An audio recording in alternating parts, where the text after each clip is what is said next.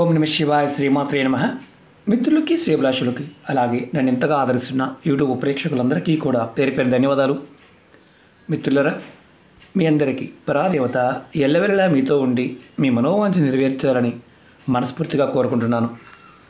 ఈరోజు మనం చాలామంది మిత్రులు, గురువుగారు మేము ఏది చేసినా ఏ ఉపాయం చేసినా మాకు కలిసి రావడం లేదు, మాకు సమస్యలతో ఇబ్బంది పడుతున్నాము, ఏ రకంగా బయటపడాలో కూడా తెలియటం లేదు అని చాలామంది అడుగుతూ ఉన్నారు.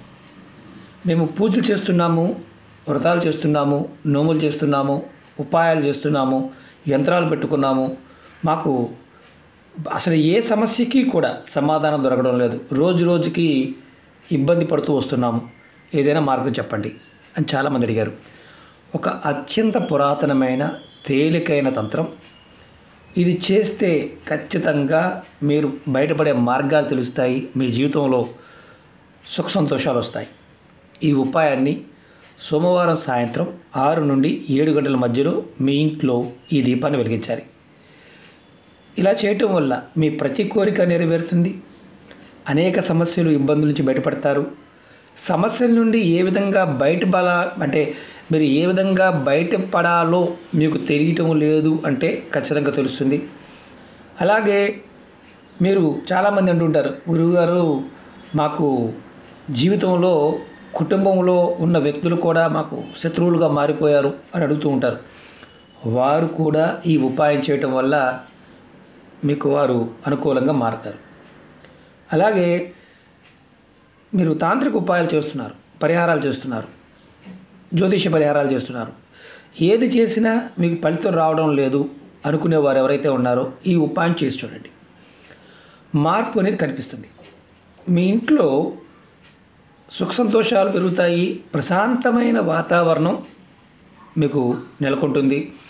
ఈ ఉపాయాన్ని ఆడవారైన మగవారైనా చేయవచ్చు. ఆడవారు నెలసరి సమయంలో మాత్రం చేయకూడదు, మైలు ఉన్నవారు చేయవద్దు. అంటే పెద్దలు మరణించి ఉన్నా, పెద్ద కర్మ అవ్వకుండా ఉన్నా, కుటుంబంలో ఆడపిల్ల పెద్ద మనిషి అయి ఉన్నా, అంటే స్నానం అవ్వకుండా ఉన్నా, అలాగే ఎవరైనా సరే సంతానం కలిగింది, పురుడు మైలు ఉంది, అలాంటి సమయంలో కానీ చేయవద్దు. మిగతా సమయంలో ఎవరైనా చేసుకోవచ్చు. అలాగే ఇంట్లో ఎవరో ఒకరికి మైలు అంటే నెలసరి ఉంది, అప్పుడు మనం చేసుకోవచ్చో చేసుకోకూడదు అనుమానం ఉంటుంది. నెలసరి ఉన్నవారు చేయకూడదు, నెలసరి లేనివారు వారి పూజా మందిరంలో ఇది ఆ రూమ్లో సపరేట్గా ఉండి చేసుకోవచ్చు. అలాగే ఇది ఆడవారైన మగవారైనా చేయవచ్చు. ఆడవారు గుర్తుంచుకోవాల్సింది ఏంటంటే, స్నానం చేసిన తర్వాత తలస్నానం అవసరం లేదు. మగవారు చేస్తే మాత్రం ఈ ఉపాయం తలస్నానం చేసి చేయాలి, అది గుర్తుంచుకోండి. ఆడవారికి తలస్నానంతో పని లేదు, మగవారు మాత్రం కంపల్సరీగా తలస్నానం చేసి చేయాలి ఈ ఉపాయానికి. ఈ ఉపాయానికి కావాల్సింది ఏంటంటే 3 ఒత్తులు, తెల్లటి ఒత్తులు కావాలి. ప్రమిది కావచ్చు, వెండి ప్రమిదలు కానీ, మీ ఇంట్లో ఏదైతే దీపారాధన చేస్తూ ఉంటారో ఆ మన వెండి కానీ, రాగి కానీ, కాపర్ కానీ, బ్రాంజ్ కానీ ఏదైనా పర్వాలేదు, మట్టి ప్రమిదైనా పర్వాలేదు. 3 ఒత్తులు కావాలి, గంధం కావాలి, ఒక పువ్వు ఉన్న లవంగ కావాలి ఈ ఉపాయానికి. ఈ దీపం వెలిగించడానికి ఇది చాలా శక్తివంతమైన, బాగా గుర్తుంచుకోండి, చాలా శక్తివంతమైన ఉపాయం, అతి పురాతనమైన ఉపాయం. దీంట్లో ఆవు నెయ్యి కానీ, కొబ్బరి నూనె కానీ, నువ్వుల నూనె కానీ, ఈ మూడిట్లో ఏదో ఒకటి వాడవచ్చు, ఏదైనా ఒకటి వాడవచ్చు. సోమవారం సాయంత్రం 6 నుండి 7 గంటల మధ్యలో చేయండి. ఏ సోమవారం అయినా చేయవచ్చు. స్నానం చేసిన తర్వాతే చేయాలి. చెప్పాను కదా, మగవారు తలస్నానం చేయాలి, ఆడవారికి తలస్నానంతో పని లేదు. మీ పూజా గదిలో మీరు ఎక్కడైతే పూజ చేస్తారో అక్కడ ఈ ఉపాయం చేయాలి. ముందుగా మీరు ఇవన్నీ పదార్థం రెడీ చేసుకోండి. తర్వాత మీరు ఎలా చేయాలో చెప్తాను. అలాగే మీకు ఈ వీడియో నచ్చినట్లయితే లైక్ చేయండి, ఛానల్ని సబ్స్క్రైబ్ చేసుకొని పక్కనే ఉన్న గంట సింబల్ని యాక్టివేట్ చేసుకోండి. పక్కనే ఆల్ అనే బటన్ ఉంటుంది, దాన్ని కూడా యాక్టివేట్ చేసుకోండి. నేను పెట్టే ప్రతి పోస్ట్ మీకు నోటిఫికేషన్లో వస్తుంది. అలాగే కొత్త ఛానల్ లింక్స్ కూడా వీడియో డిస్క్రిప్షన్లో ఇచ్చాను, వాటిని కూడా సబ్స్క్రైబ్ చేసి గంట సింబల్ యాక్టివేట్ చేసుకోండి. ఫేస్బుక్ లింక్ కూడా ఇచ్చాను. ఎవరికైతే నోటిఫికేషన్ రావడం లేదో వారికి ఫేస్బుక్లో వీడియోలు షేర్ చేస్తుంటాను, అన్ని వీడియోలు షేర్ చేస్తాను. కాబట్టి మీకు అందుబాటులో, అంటే ఒక్కొక్కసారి యూట్యూబ్ అల్గారిథం వల్ల కూడా నోటిఫికేషన్స్ రాకపోవచ్చు, కాబట్టి మీకు ఆ విధంగా కూడా వీడియోస్ అందుబాటులో ఉంటాయి. అలాగే ఏ ఉపాయమైనా సరే చేస్తున్నప్పుడు పరిపూర్ణమైన నమ్మకం, విశ్వాసంతో ప్రయత్నించండి. నమ్మకం లేనివారు, విశ్వాసం లేనివారు వీడియోలు చూడవద్దు, అలాగే ప్రయత్నం చేయవద్దు. ఎందుకంటే టైం వేస్ట్ చేసుకోవడం నాకు ఇష్టం లేదు.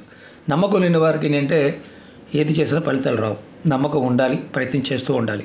పూర్వకర్మ, శాపాలు, పాపాలు, మన ఆలోచన విధానం, ప్రాకృతికమైన శక్తి ప్రేరణ కలుగుతుంది. ఇవి తేలిగ్గా కనిపిస్తాయి. తాంత్రిక ఉపాయాలు ఇప్పుడు కూడా చూడడానికి తేలిగ్గా ఉంటాయి.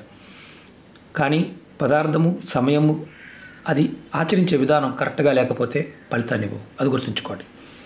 అలాగే ఈ ఉపాయం మీ ఇంట్లో మీరు ఎక్కడైతే దేవుని పూజిస్తారో అక్కడ చేయవచ్చు. ముందుగా ఆవు నెయ్యితో కానీ, నువ్వుల నూనెతో కానీ, కొబ్బరి నూనెతో కానీ దీపం వెలిగించండి. ఇలా 3 ఒత్తులు వేయండి. 3 ఒత్తులు వేసి దీపం వెలిగించండి. విడివిడిగా ఒత్తులు కూడా విడివిడిగా ఉండాలి. దీపానికి మీరు ఏం చేస్తారంటే గంధం తీసుకోండి. తడిపి కానీ పొడిగా కానీ ఇబ్బంది లేదు. ఇలా పొట్టు పెట్టండి గంధంతో. ఎక్కడైనా ఒక పక్కన పెట్టవచ్చు. తర్వాత మీరు విడివిడిగా మాత్రమే ఉండాలి. ఇప్పుడు దీపాన్ని వెలిగించే ముందు మీరు ఏం చేస్తారంటే మీ కుడి చేతితో ఇలా ఒక లవంగం, పువ్వు ఉన్న లవంగం తీసుకోండి. ఇలా పట్టుకోండి. మీ మనసులో ఉన్న కోరికలు, సమస్యలు చెప్పుకోండి. తర్వాత ఈ లవంగాన్ని ఇలా దీపంలో వేయండి. ఇలా మామూలుగా లోపల వేయాలి. తర్వాత దీపంలో వేసిన తర్వాత దీపాన్ని వెలిగించండి. నేను మీకు వెలిగించడం కోసం అగ్గిపెట్టెతో చూపిస్తున్నాను. మీరు సాంబ్రాణి పొలతో వెలిగించండి. అగ్గిపుల్లతో మామూలుగా వెలిగించకూడదు. ఇలా వెలిగించండి. దీపపు ఒత్తులు మీ ఇంట్లో తూర్పు వైపు కానీ ఉత్తరం వైపు కానీ ఉండాలి.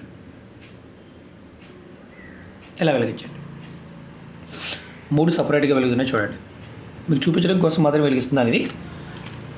తర్వాత మీరు ఏం చేస్తారంటే ఈ చిన్న మంత్రాన్ని 21 సార్లు మనసులో అనుకోండి. ఈ మంత్రాన్ని నేను వీడియో డిస్క్రిప్షన్లో కూడా పెడతాను. ఓం నమః శివాయ, ఓం నమః శివాయ, ఓం నమః శివాయ, ఓం నమః శివాయ. ఇలా కోరికలు చెప్పుకున్న తర్వాత లవంగం దీపంలో వేసిన తర్వాత మీరు ఈ మంత్రం చెప్పుకోండి. ఈ ఉపాయాన్ని మీరు 5 సోమవారాలు చేసి చూడండి. అద్భుతమైన ఫలితం కనిపిస్తుంది. నమ్మకంతో చేయండి.